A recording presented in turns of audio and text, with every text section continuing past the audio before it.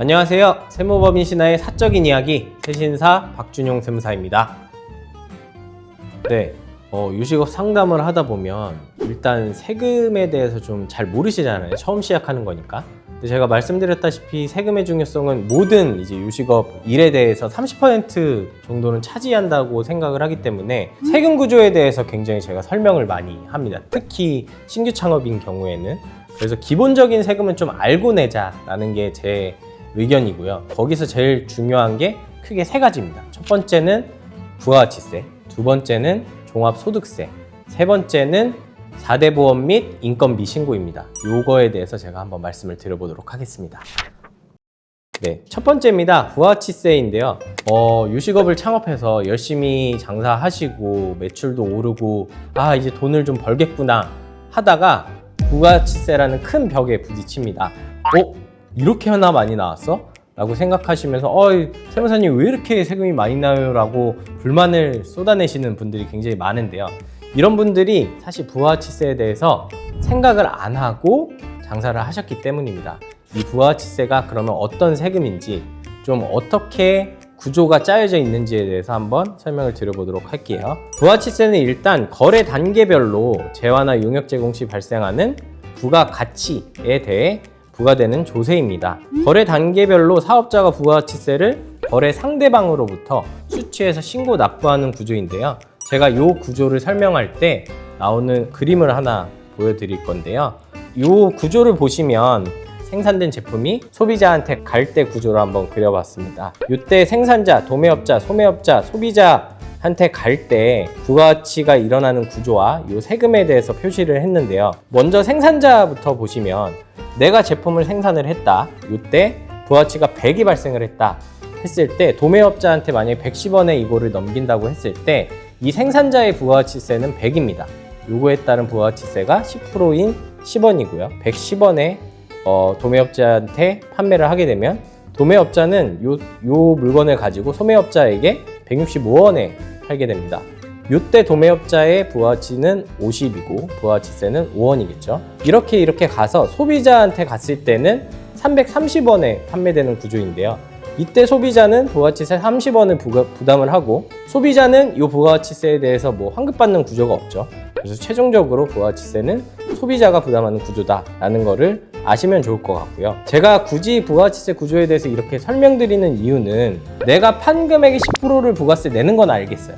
근데 내가 쓴 금액의 10%를 공제받는 구조는 왜 그런지 잘 모르시는 경우들이 많거든요. 그래서 제가 이 거래 단계별로 부가가치세가 발생이 되고 요거에 부과되는 거래세다라는 걸 말씀드리기 위해서 보여드렸습니다. 그래서 아까 제가 말씀드린 일반 가세자, 간이 가세자인 경우에서 일반 가세자인 경우가 20%를 내고 공제받는 구조인 거고요. 네, 간이 가세자는 요거보다 세부담이 굉장히 낮다고 말씀을 드렸어요. 네, 방금 그림에서 보시다시피 부가가치세는 기본적으로 매출에 대한 부가가치세액에서 매입에 대한 부가가치세액을 공제하는 구조입니다.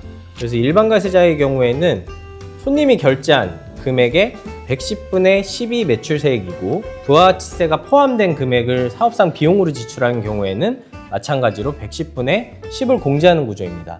이게 왜 10분의 1이 아니라 110분의 10이죠? 라고 여쭤보시는 분들이 좀 계시는데 결제 금액 안에 부가가치세 10%가 포함되어 있기 때문입니다. 그리고 유식업자의 경우에는 부가가치세 공제되는 구조 중에 면세 농산물, 축산물, 수산물 등에 대해서도 일정 비율 부가가치세를 공제해주는 혜택이 있습니다.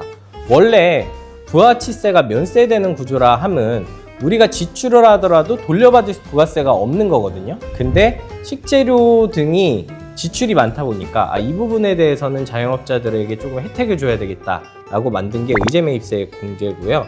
거기에서 보시면 개인 사업자는 일단 매입 금액의 108분의 8 그리고 법인 사업자는 매입 금액의 106분의 6을 공제해 준다고 보시면 될 것 같습니다. 제가 좀 어려울 것 같아서 예시를 한번 준비를 해봤어요. 다음 예시를 보시면 매출과 비용에 대해서 부가세가 어떻게 부과되는지 한번 말씀을 드려보도록 하겠습니다. 한 분기 동안 열심히 장사를 하셔서 매출 금액이 3,300만 원 정도 발생을 했어요. 거기에서 부가세는 300만 원이고 공급가액이 3,000만 원이라고 했을 때 우리가 낼 세금은 일단 300만 원부터 시작이 되는 겁니다. 하지만 300만 원을 다 내는 게 아니라 우리가 쓴 금액에 대해서도 공제를 하게 되는데, 일단 월세 330만 원 발생이 되죠. 그거는 부가세를 붙인 금액이라고 봤을 때 30만 원은 기본적으로 공제가 되는 겁니다. 그리고 네이버 광고비도 사업자 간 거래기 때문에 5만 원이 또 공제가 되죠.